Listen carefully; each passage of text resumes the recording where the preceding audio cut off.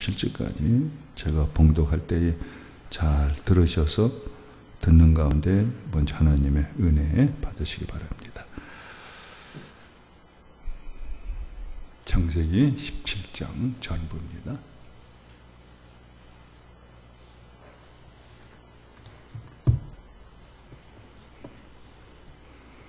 우리가 언뜻 하나님의 섭리를 생각하지 못하면 예배가 반복되어지는 것 같아서 그저 습관적이 될 수가 있고, 성찬 예식도 그저 때가 되어서 하느니 아니한 마음으로 대할 수가 있습니다. 그러나 때마다 예배가 있고 말씀이 들려지고 또 성찬 예식이 있고 또 세례 예식이 있고 하는 이유가 어디 있느냐? 하나님이 우리에게 주신 은혜, 언약, 그래서 상기시키기 위함이 있습니다. 우리가 어떤 하나님의 사랑과 총애와 은혜와 복을 받고 사는 존재들인가, 이것을 잊어버리지 않게 하신 하나님의 섭리 속에서 되어지는 그것이 교회 생활입니다. 그러니까 이소진 권사님도 기도 인도하셨습니다. 기도 인도할 때마다 하나님 베푸신 것들을 또 고백을 합니다. 이런 존재입니다. 하나님께 감사합니다. 아브라함을 이렇게 75세에 하란 땅에서 불러내셨을 때에 이미 그에게 약속을 하셨어요. 너 내가 지시한 대로 행하면은 너와 너의 후손을 번성하게 할 것이고, 내가 너에게 줄 땅 거기에서 너희가 기업으로 살게 될 것이고, 너는 복의 통로가 될 것이다. 이런 약속을 주셨어요. 이걸 12장에서도 이렇게 쭉 보면은 적어도 두세 번 반복해서 그 언약을 또 아브라함에게 이렇게 해주세요. 이 17장은 또 본격적으로 아브라함이 99살 때에 처음 주시는 것처럼 너와 너 후손 사이에 내가 언약을 맺으리라. 그래서 언약의 말씀을 하세요. 그 이유는 아브라함을 하여금 네가 내게 어떠한 약속의 말씀, 언약을 받았는지 그걸 잊어버리지 않게 하시려는 그런 그 하나님의 배려가 이 속에 깔려 있어요. 자, 이런 면에서 17장은 전부가 이러한 그 하나님이 아브라함과 이제 그에게서 날 이삭하고 장차 맺을 언약에 관한 그런 그 말씀이 주류를 이루고 있습니다. 그래서 이 시간에는 하나님께서 아브라함과 맺으신 언약이 도대체 무엇인지, 어떤 내용인지 그것을 중점적으로 정리해서 하나님의 말씀과 음성과 우리에게 예배에 나오는 우리에게 주시는 복된 말씀으로 전하며 또 바꾸자 합니다. 첫째는 언약의 내용입니다. 하나님께서 아브라함하고 약속했어요. 그 약속에는 무엇에 대한 약속이란 약속의 내용이 있을 거예요. 그죠? 언약의 내용이 있어요. 우리가 계약서를 보면 계약서에는 상세하게 여러 가지 계약의 내용들이 들어있어요. 그것처럼 이 시간에는 좀 더 하나님께서 아브라함과 맺은 언약은 도대체 무엇인가, 어떤 내용인가 하는 것을 봄으로써 이 언약에 대한 은혜를 또 다시 한번 바꾸자 합니다.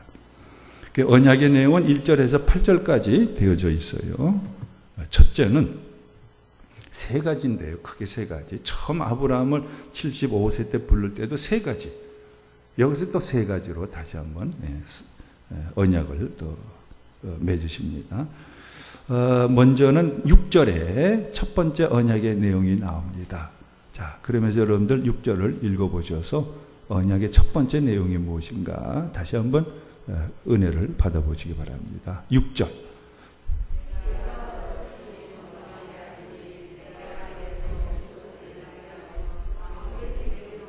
네. 내가 너로 번성하게 할 것이다. 너와 너 후손들로 많은 민족이 되게 해줄 것이다. 그렇죠? 이때 특별히 99살인 것을 강조해요. 99살이면은 아브라함 이제는 살아도 더 이상 하나님이 우리를 통해서 자식 주겠다는 것이 완전히 사라져 버린 듯한 불가능해 보이는 그런 나이인 것, 이것을 상정해서 99세를 얘기를 하고 있어요. 하나님 비록 약속하셨지만은 이제 우리는 틀렸습니다. 하나님 약속이 우리 몸에서 나타난다는 건 이거는 불가능합니다. 그런 나이인 것을 여기서 얘기하고 있어요. 그런데도 불구하고 너와 너의 몸에서 난 후손들로 번성하게 할 것이다. 이걸 아브라함이 어떻게 받아들였을까? 여러분 읽으시면서 아는 것처럼 아브라함이 웃었어요. 그래서 이스마엘이나 지금 13살 된 이스마엘이나 복 주십시오. 이스마엘이나 내가 자식으로 삼겠습니다. 또 이스마엘을 얻기 전에는 어떻게 했느냐면 다메섹의 내 종이 엘리에셀의 내 상속자입니다. 그렇게 얘기를 해요. 하나님이 너희와 사라 사이 분명히 자식 주겠다. 그래서 아브라함은 시간이 지날수록 더 불가능한 것으로 치부를 해왔어요. 그럼에도 불구하고 하나님은 99살에 또다시 나타나셔서 정식으로 언약을 분명하게 주십니다. 그 첫 번째가 아브라함이 큰 민족이 나게 하리라. 그 언약이에요. 그래서 그 언약이 반드시 이루어진다는 의미에서 아브라함과 사레의 이름을 아예 바꿔버려요. 그죠? 그래서 새삼 다시 한번 아브람, 처음 그들이 태어났을 때 가졌던 아브람과 사레의 이름이 무엇이고 하나님이 너는 다시는 그 이름 사용하지 말고 새 이름으로 사용을 해서 주신 아브라함과 사라의 뜻은 무엇인가를 보도록 합니다. 그게 본문 속에 나옵니다만은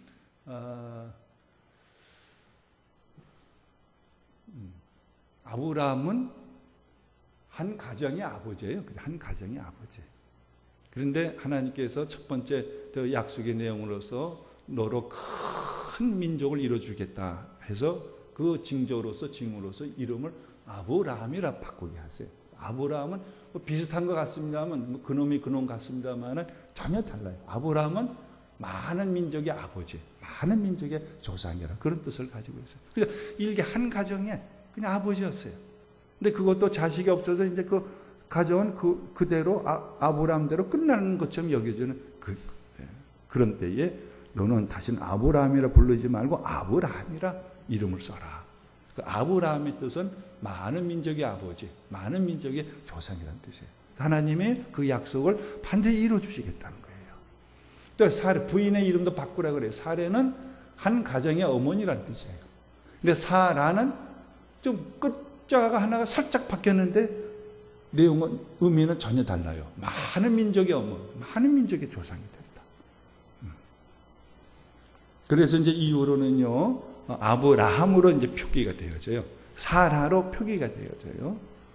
절대 아브라함, 사레란 이름이 다시는 안 나와요. 그쯤 여러분들, 우리는 그리스도를 믿음으로 말미암아 우리에겐 새 이름을 주셨어요. 그 이름이 내 이름인 것, 여러분 각자 이름인 것 잊어버리지 마세요. 우리 예수 그리스도를 믿음으로 말미암아 우리에게 주신 새 이름이 어떤 이름입니까? 그리스도인입니다. 그리스도인. 그리스도인이라는 것은 그리스도를 믿고 그리스도 안에서 그리스도를 따르는 사람, 그리스도에게 미친 사람, 이런 뜻이 그리스도인이에요. 그죠? 우리는 태어날 때 부모가 준 그 이름, 그거는 옛 이름이고 진짜 하나님이 우리에게 그리스도 안에 주신 이름은 그리스도인이에요. 이걸 잊어버려서는 안 돼요. 나는 크리스찬입니다. 세상에 나와서 너희 이름이 뭐냐? 크리스찬입니다. 그리스도인입니다. 그 이름을 잊어버리지 말고 사용을 해야 돼요. 두 번째로서 약속의 내용은 7절과 8절에 두 가지가 나오는데 우선 그 한 가지를 봅니다. 자, 7절, 8절을 읽어봅니다. 내가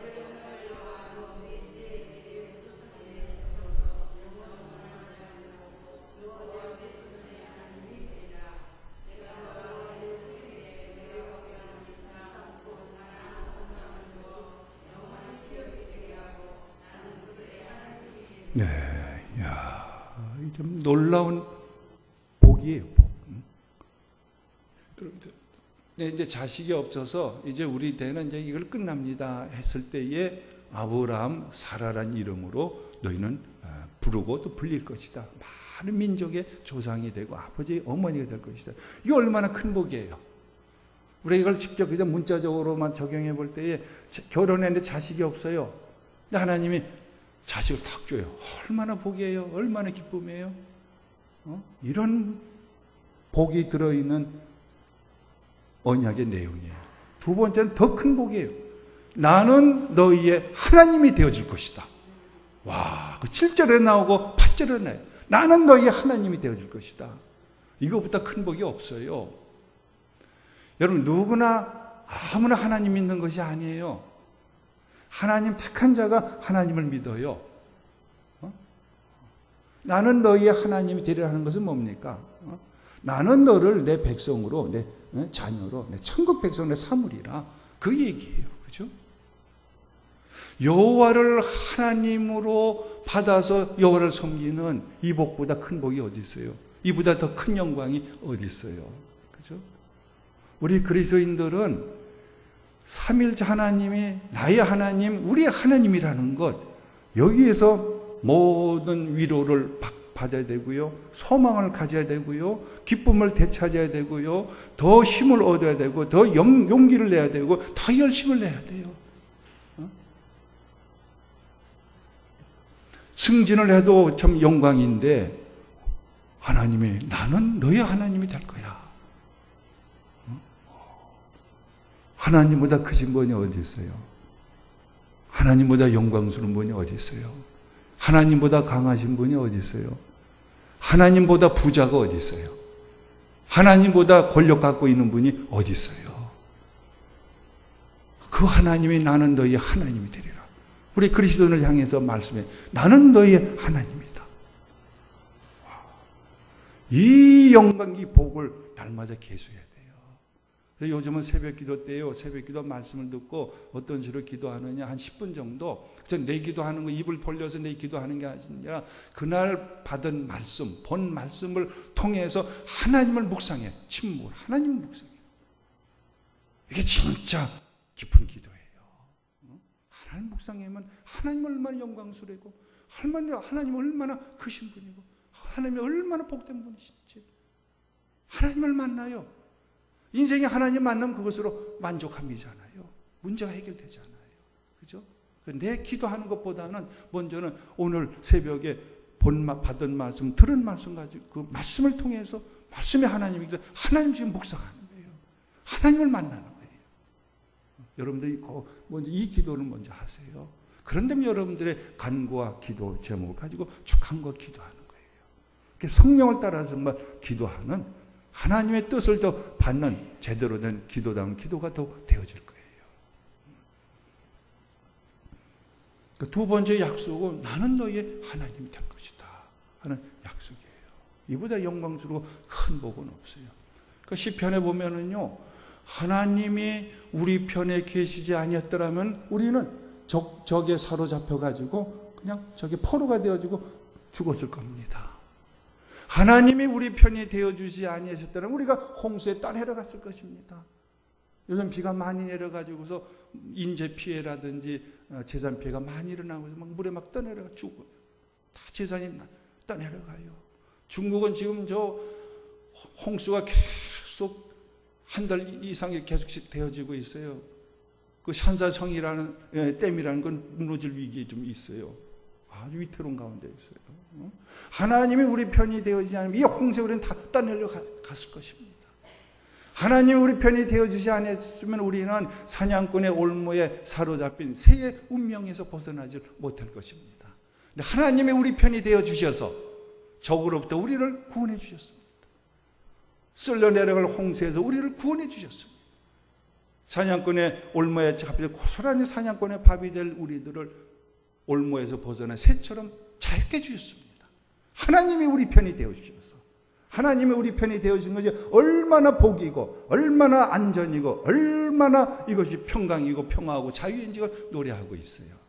두 번째 약속이 뭐냐면 나는 너희의 하나님이 되어줄 거야. 이 복을 잊어버려서는 안 돼요. 그죠? 이 복을 누가 누렸어요? 우리 그리스도인들이 누리고 있어요. 우리 그리스도인의 하나님은 누구예요? 예수님의 하나님이에요. 여호와 하나님이세요. 하나님이 우리 편이 되어주고 계세요. 세 번째 약속의 내용은 7절, 8절은 거기에 동시에 나오고 있는데 내가 너와 내 후손에게 내가 거루하는 이 땅 곧 가나안 온 땅을 주어 영원한 기업이 되게 할 것이다. 그죠? 이 가나안 땅을 너희의 영원한 기업으로 줄 것이다. 많은 후손과 땅과 그리고 하나님이 그들의 하나님이 되어지는 복. 이걸 약속한 것이 이게 하나님의 언약이에요. 구약이라는 것은 뭐냐면, 구약 성경 할 때 구약은 뭐냐면 옛 언약이에요. 그 언약의 중심이 뭔지 아십니까? 그것이 하나님이 아브라함에게 맺은 언약, 다윗에게 맺으신 그 언약을 가리키고 있어요. 아브라함과 믿음으로 아브라함과 그 후예가 하나님의 백성이 되어지고 하나님의 나라를 이루어진다는 거예요. 그게 구약이에요, 구약. 이 약속을 많은 후손을 주고 나는 너희 하나님이 될 것이요 너에게 영원의 가나안을 기업으로 줄 것이라는 약속을 성취하신 분이 누구세요? 그분이 예수님이잖아요. 그죠? 그 예수님이 새 언약이에요. 하나님의 새 언약. 그래서 신약이에요, 신약. 구약은 아브라함과 가장 근본, 아브라함과 맺으신 언약, 그게 구약이에요. 신약은 예수님 안에서 맺어주신 언약, 예수님이 새 언약이에요. 우리가 예수님을 믿음으로 말미암아 수많은 그리스도인들이 민족을 초월해서, 그죠? 종교를 초월해서, 성을 초월해서, 빈부를 초월해가지고 누구든지 그리스도를 믿는 자마다 뭐가 되는 거예요? 그리스도인이 되는 거예요. 즉 하나님의 백성이 되어지는 거예요. 그리고 영원한 우리의 기업, 하나님의 나라를 상속받게 되어져 있어요. 그죠? 이게 예수님이 바로 새 언약이에요. 여러분들 우리가 이 아브라함과의 맺은 그 언약을 배우면서 동시에 우리가 오늘 우리들이 적용하면서 더욱더 고백할 것이 무엇이냐면, 우리는 언약 백성이라는 것.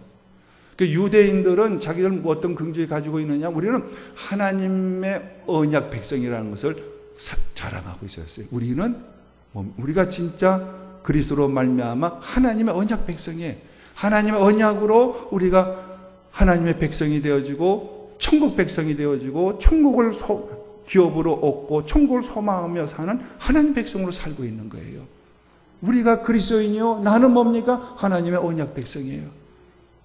그러면 나의 하나님은 누구예요? 분명 삼위일체 하나님의 나의 하나님, 우리의 하나님의 그 하나님이 지켜주세요, 영원토록.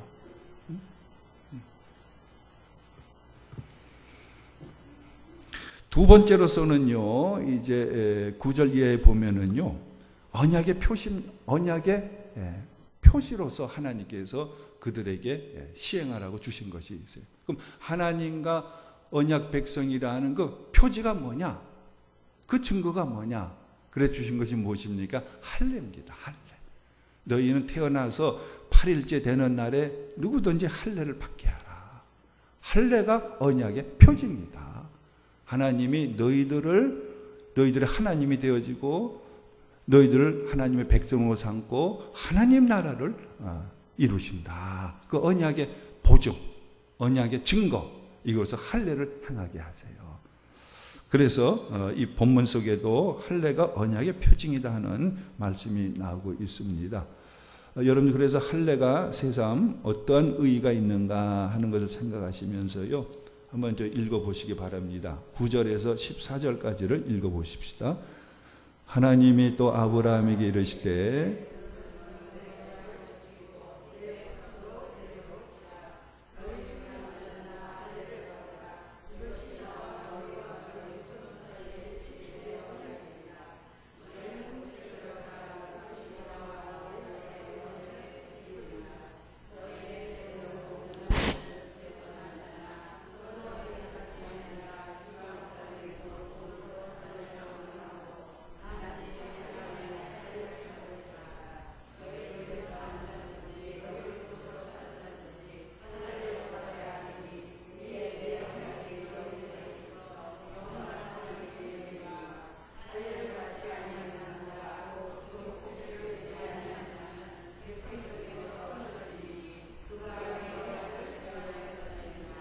네, 반드시 너희는 할례를 받음으로 내 언약을 지켜나가라. 할례가 뭐냐?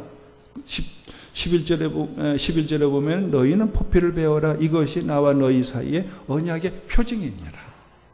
그래서 그들은 열심히 할례를 받았어요. 이 말씀이 주어짐으로 말미암아 아브라함 그 자리에서 자기가 애굽 종에서 취해서 나온 이스마엘과 함께 동시에 할례를 받았어요. 아브라함의 나이 99살에, 이스마엘의 나이 13살 때에 할례를 받았다. 그리고 거기에 아브라함의 모든 속한 식구들이 다 할례를 받았어요. 근데 그 후에 태어난 자는, 아브라함과 그 후에로 태어난 자들은 다 8일 만에 할례를 받아요. 예수님도 8일 만에 할례를 받으셨어요. 다 할례를 받았어요. 할례의 의의가 어디 있느냐? 언약의 표징에, 언약 백성이라는 증거와 몸에 나타난 증거, 표징이 이게 할례예요. 오늘 신약에서는 무엇이 이 할례를 대체하고 있나요? 무엇일까요? 세례죠. 세례.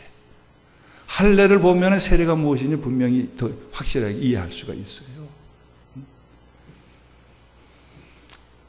이 세례는 영적으로 성령 세례가 있고, 그 성령 세례 받은 그 외적인 표시가 물 세례예요. 그죠? 그러나 세례예요. 세례가 왜 세례를 받아야 되느냐? 내가 그리스도를 믿음으로 말미암아 하나님의 언약 백성이 되어졌다는 증거로서, 보증으로서 할례를 주께서는 세례를 시행케 하고 우리는 세례를 받는 거예요. 그렇죠? 그 예수님이 승천하시기 전에 제자들에게 마지막 명령하신 것이 뭐예요? 모든 민족에 가가지고 그들을 주님의 제자로 다 세워가게 하셨어요. 그리고 성부와 성자 성령의 이름으로 세례를 주라고 했어요. 그죠? 그 세례는 우리가 예수 그리스도를 믿음으로 말미암아 우리가 죄에서 구원받은 구원의 표징이 되어지고 또 하나님의 자녀가 되어졌다는 그런 증거가 되어지는 이게 세례예요. 그러니까 세례는 뭐예요? 내가 치사 선택할 것이 아니에요. 세례는 예수님을 구주로 믿습니다. 나는 그리스도를 믿음으로 말미암아 죄에서 구원받고 하나님 자녀 거듭난 것을 믿습니다. 그 믿음의 사람은 반드시 세례를 받아야 돼요. 성령 세례는 그건 먼저 임하는 것이고, 그 성령 세례가 구원받은 표징이고 하나님 나라 공동체 일원이 되어지는 표지로서의 세례는 반드시 받아야 되는 거예요. 어떤 분들은 그래요. 늦게 이제 교회 생활을 하면서 예수님 믿고 생활해 나가요. 세례를 받으십시오 하면은 사형을 해요. 제 나이가 지금 얼마인데요? 이 나이에 무슨 공부하고 하면서 세례를 받습니까? 난 세례 안 받고 교회 다녀요. 그런 사람들이 있어요. 또 세례가 뭔지 모르는 청년들은 시건방지게 세례 같은 거 꼭 필요합니까? 그저 믿음의 삶이 되지요. 그런 거 교회가 정한 거 꼭 받아야 됩니까? 오늘 할례를 어떻게 하나님 말씀하세요? 할례 받지 아니한다는 내 백성 중에서 끊어질 것이다. 이것이 내 언약을 지키는 너희들의 증명이 되어지는 것이다. 반드시 할례를 받게 해요. 우리 그리스도인들에게서는 세례는 그러므로 필수적인 거예요. 오히려 하나님의 은혜의 방편이죠. 세례를 통해서 나는 분명히 하나님으로부터 인침을 받았다. 나는 성령 세례를 받았고 하나님의 자녀가 되어지고 구원을 받았고 하나님 백성이 되어졌다는 그런 확신과 보증으로 주시는 은혜의 선물인데, 이걸 저가 뭐길래 그걸 사용하고 치사 선택하겠다고 나와요. 그건 무지의 죄의 소치죠. 여러분들이 이 말씀을 우리가 배우고 듣는 까닭은 다른 사람들에게 그런 것을 잘 깨치게 하려고, 그 하나님의 구원의 은혜를 제대로 그들이 받고 하나님 제대로 믿으라고, 여러분이 그런 지도적인 사명이 있기 때문에 이 말씀을 또 듣게 하시고 나누게 하는 게, 나만 알고 그치는 것이 아니라 다른 사람들, 늦게 믿는 사람, 믿지 않은 사람들을 하나님의 백성으로 세워나가는 데 도움을 주기 위해서 이 말씀의 은혜를 우리가 받고 있는 거예요. 자, 그런데 마지막으로 우리가 이 대목에서 17장에서 받은 말씀은 이 질문입니다. 하나님, 자, 1절을 다시 한번 읽어보실까요? 1절.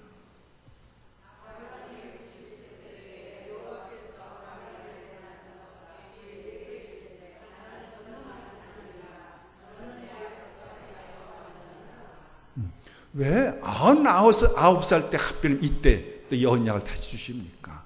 일찍 25년 전에 하란을 불러내실 때 75살에 약속 주시고 이내 실현시켜주면 얼마나 좋습니까? 그렇게 99살 때 또 이런 약속을 주십니까? 왜 이때 주십니까? 하는 거예요. 이걸 더 우리가 분명히 이런 질문을, 이런 의아심을 가지지 아니할 수밖에 없는 것은, 여러분 17절에서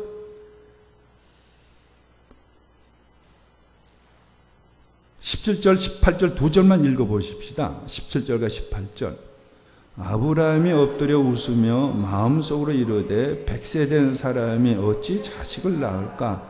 사라는 90세니 어찌 출산하리요 하고, 아브라함이 이에 하나님께 아뢰되 이스마엘이나 하나님 앞에 살기를 원하나이다. 여기서 분명히 우리가 아브라함의 그때의 중심을 알 수가 있잖아요. 포기했잖아요. 하나님이 이 나이에 약속대로 자식 낳는 걸 포기했잖아요. 또 99대 하나님 나타나서 또 분명히 너와 사레 사이에 이삭을 줄 것이다. 이름까지 주셨는데도 못 받아들이잖아요. 왜 하나님이 이렇게 늦게서야 다시 이 언약을 이렇게 다시 맺어주시느냐. 이유가 어디에 있느냐 하는 거예요. 우리들도 마찬가지잖아요. 뭐 하나님께 간구하고 우리가 바람을 하나님께 좀 아뢰고 그러면 하나님이 좀 일찍 응답해 주시면 얼마나 답답하지 않고 덜 괴로움 당하고 정말 더 신나게 하나님 믿으면서 교회생활을 하면 할 수가 있을 것 같은데, 아무리 기도해도 하나님은 아니 계신 것처럼 침묵으로 시종일관할 때가 있잖아요. 왜 그렇게 하나님 우리를 대하실까? 우리를 괴롭히려고, 우리를 속상케 만들려고, 우리를 시험에 빠지게 하려고 그러실까? 왜 99살에 이렇게 말씀하셔서 아브라함이 속으로 웃잖아요. 왜 이런 비웃음을 받으실까? 우리 이선영 권사님 기도 내용 속에 나온 것처럼 정말 하나님이 살아 계시다면 하나님 없다고 하는 사람 앞에서 하나님이 그냥 그를 치시든지 어떤 기적을 일으켜가지고 하나님 여기 있다 하는 거 보여주면 얼마나 좋아요. 이런 코로나에서 우리가 수많은 세계 교회들이 부르짖잖아요. 그럼 복의 주게 코로나를 하나님께 다 물려주시면 얼마나 좋아요. 하나님 살아계시라는 걸 다 믿고. 그래서 하나님 끔찍도 안 하시잖아요. 여전히 코로나가 언제 물러날지 모르잖아요. 왜 하나님 우리를 이렇게 답답하게 만들고 때로는 의심에 빠지기도 만들고 왜 우리를 이렇게 힘들게 하시느냐. 그 이유가 어디에 있느냐.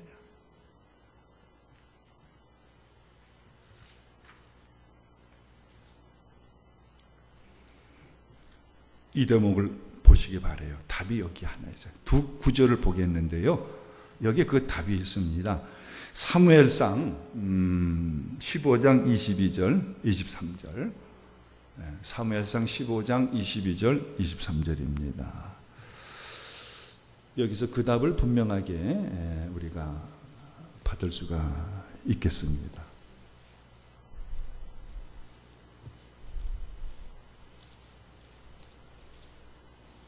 사무엘상 15장 22절, 23절. 이제 사울이 아말렉과 이제 싸울 때에 사무엘 선지자가 제때 오지를 아니해가지고 사울이 대신 제사장 짓을 해요. 거기에 대해서 사무엘이 마치 늦게 왔음에도 불구하고 이렇게 하나님의 말씀을 전하는 그 기절이잖아요. 자, 읽어보겠습니다. 사무엘상 15장 22절 23절. 사무엘이 이르되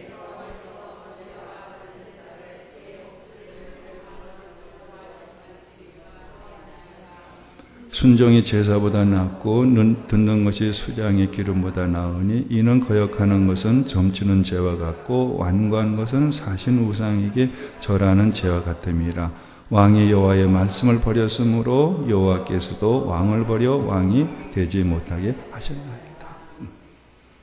이 말씀이 주어진 상황 잘 아시잖아요. 그죠? 사울이 큰 아말렉하고 대결해요. 사무엘은 7일 내로 오겠다고 했어요. 7일이 다 돼간도 오지 않아요. 지금 아직 전쟁 앞에 있는 거예요. 불안해요. 둘의 백성들이 떨어요 지금. 근데 사무엘은 안 나타나요. 그야말로 사울의 입장에서는 이건 진퇴양난이에요. 어떻게 하면 좋을까? 사무엘에 와서 하나님께 예배드리고 우리가 축복을 해줘야지 우리가 전쟁에 나가서 승리할 수가 있는데 사무엘이 안 나타나요. 아말렉은 이제 쳐들어와요. 백성들은 사기가 떨어지고 그래서 두려워서 막 도망가는 사람도 있어요. 지도자 된 입장에서 사울은 조바심이 날 수밖에 없어요. 그래서 저가 기다리다 어떻게 해요? 사무엘이 이제 끝났구나. 자기가 하나님께 번제를 드리잖아요. 자기가 제사장 일을 하잖아요. 그때 사무엘이 늦게 나타났어요. 고의로 늦게 나타났나요? 어떻게 우연히 늦게 나타났나요? 하나님 시험하신 거죠, 사울을. 그래도 끝까지 하나님 믿고 의지하면서 하나님께 순종을 바치느냐, 이걸 하나님은 테스트한 것이죠. 그렇죠? 여기 그는 실패하잖아요. 사울은 충분히 변명할 수가 있을 거예요. 하나님, 왜 선지자 사무엘이 7일이 다 돼가지고 오지 않고 앞에는 아말렉 군대 쳐들어오는데 그럼 나는 어떻게 합니까? 백성들은 나를 자꾸 충동질하고 백성들은 또 사기를 잃어가지고 막 도망치고 하는데 내가 어떡하러 갑니까? 그래서 어쩔 수 없어가지고 이렇게 했습니다. 하나님 억울합니다. 그렇게 항변할 수도 있어요. 근데 하나님은 그의 변명 같은 거 그걸 완전히 아니야. 그거는 사무엘 통해서 하는 얘기가 순종의 제사보다 낫습니다. 하나님 뭘 우리에게 원하시는 거예요? 하나님 끝까지 믿으라는 거예요. 우리의 생각과 우리의 조바심과 우리의 불안과 우리의 염려, 불신앙을 앞세우지 말라는 거예요. 왜 아브라함이 99살 때에 아브라함부터 비웃음을 사시면서까지도 뒤늦게 약속을 체결하시고 또 1년 후에서 자식이 나게 하시느냐 하는 거예요. 하나님 우리가 원하시는 건 뭐예요? 나는 너의 하나님이 되어줄 거야. 반드시 나는 하나님이야. 너의 약속은 지켜줘. 이걸 믿어 끝까지. 의심하지 말고 불안에 떨지 말고 두려워하지 말고 염려하지 말고 세상 손에 귀 기울이지 말고 나만 믿고 기다려. 순종하는 하나님 백성으로 하나님을 만들어 가시는 거예요. 순종이 제사보다 나은 거예요. 10번 100번 예배하더라도 하나님을 불신하고 의심해서 세상적으로 앞세운다면 하나님 기뻐하신 예배가 아니 되어져요. 하나님 기뻐하신 예배는 하나님 그럼에도 불구하고 하나님 답답합니다. 두렵습니다. 힘듭니다. 그래서 하나님 침묵처럼 나오시더라도 하나님 믿습니다. 하나님 우리 편이십니다. 하나님 반드시 도와주십니다. 구원해 주십니다. 사냥꾼을 올면서 우리를 해방시켜 주십니다. 우리로 승리케 주십니다. 믿음을 지켜나가야 되는 거예요. 여러분 이 팬데믹 통해서 이 코로나19를 통해서 우리 교회들의 진심으로 회개할 것이 있어요. 내가 정말 하나님 믿고 있느냐 하는 거예요. 순전한 믿음을 가지고 교회생활하고 신앙생활을 하고 있느냐 이걸 하나님께서는 보시는 거예요. 우리가 회개할 것이 있다면 무엇을 회개해요? 진짜 하나님을 믿고 의지하고 하나님께 순종을 바치고 있느냐. 신앙의 최고의 미덕은 뭔지 아십니까? 신앙의 최고의 열매가 뭔지 아십니까? 하나님 감사해요. 뭡니까? 하나님이 자식도 없는 아브라함에게 계속 언약을 맺어주시고 마침내는 이삭을 주시고 그 후에로 수많은 말씀대로 아브라함 되게 해주시고 사라가 되게 해주시잖아요. 그리고 하나님의 아브라함의 하나님이 되어주셨잖아요. 그러면 이러한 하나님의 이런 그 택함을 받고 하나님 이런 복을 받은 사람 하나님께 무엇을 바치는 거예요? 오직 감사할 것밖에 없어요. 최고의 신앙의 미덕이 뭐냐면 하나는 감사해요. 또 하나는 뭡니까? 순종이에요. 순종. 순종한 믿음의 결정체예요. 도저히 믿을 수 없는 상황같이 보여질 때에 앞길이 깜깜하고 사방을 봐도 솟아날 구멍이 없어 보이더라도 하나님은 지금 여기 계십니다. 하나님 우리를 반드시 도와주십니다. 하나님 약속대로 우리 편이 되어서 우리를 구원해 주십니다. 그러므로 그 자리에 순종하는 거예요. 다니엘처럼 기도하는 것 모습 나타나면 그는 사자굴에 던져져요. 그럼에도 그런 문을 열고 그래서 하나님께 기도했어요. 모세의 다니엘 속에는 무엇이 있어요? 참된 믿음이 있어요. 참된 믿음은 뭡니까? 하나님께 자기의 삶을 바치는 순종이 있는 거예요. 순종하는 아브라함의 후예가 되어서 하나님 참된 백성이 되게 하시려고 하나님 오해를 받고 비웃음을 받으시면서까지도 이렇게 약속을 이렇게 지체해가지고 마치 안 지켜주는 것처럼 그런 시간을 하나님은 가지시는 거예요. 또 한 군데 볼 거예요. 신약성경 에베소서 2장 1절에서 10절까지입니다. 우리가 많이 본 대목입니다. 에베소서 2장 1절에서 10절.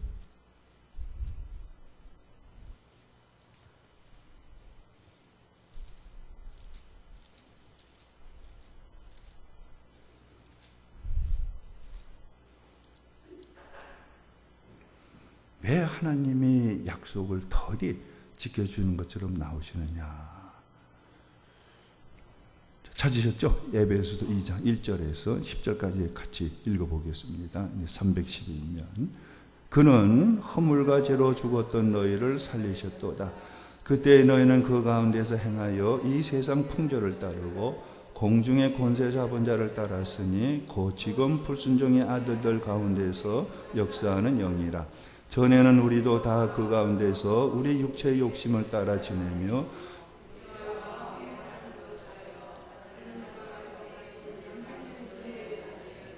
긍휼이 풍성하신 하나님이 우리를 사랑하신 그 큰 사랑을 인하여 허물로 죽은 우리를 그리스도와 함께 살리셨고 너희는 은혜로 구원을 받은 것이라. 또 함께 일으키사 그리스도 예수 안에서 함께 하늘에 앉히시니 이는 그리스도 예수 안에서 우리에게 자비하심으로써 그 은혜의 지극히 풍성함을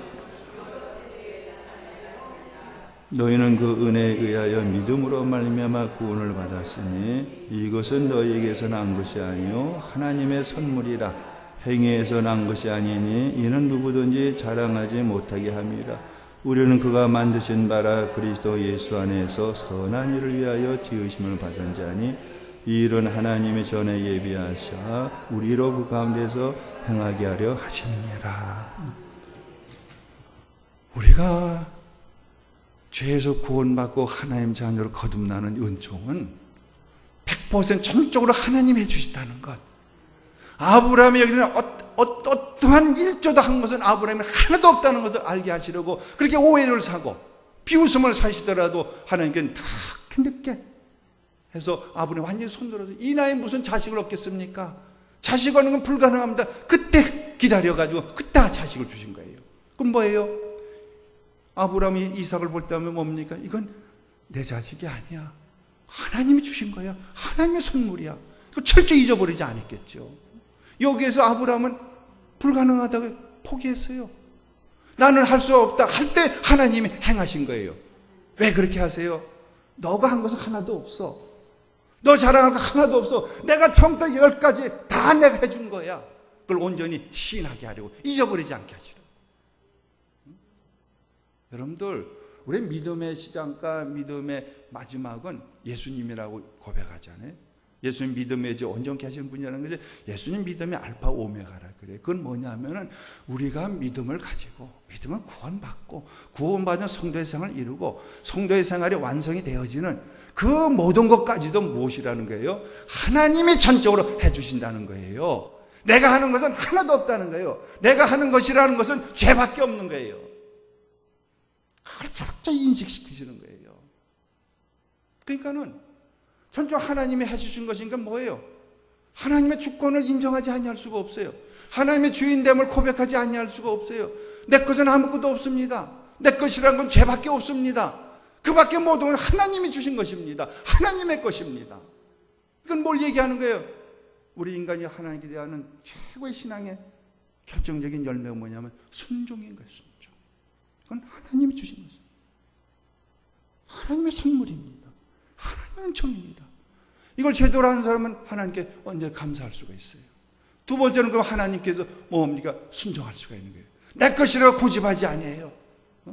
내 생각을 앞세우지 않아요. 주님께 엎드려요. 주님의 인도를 받고 주님의 뜻대로 받은 것들을 사용해 나가요. 철저히 청지기 의식을 가지고 살아가요. 그죠? 이런 사람으로 아버는 그 후회를 만드시려고 그러신 거예요. 오늘날도 마찬가지예요. 우리가 말씀을 요약해 보면은요, 우리는 다시금 오늘 말씀을 통해서 우리는 언약의 백성인 것을 분명히 믿으시기 바래요. 그죠? 우리는 그리스도인이라는 새 이름을 가지고 있어요.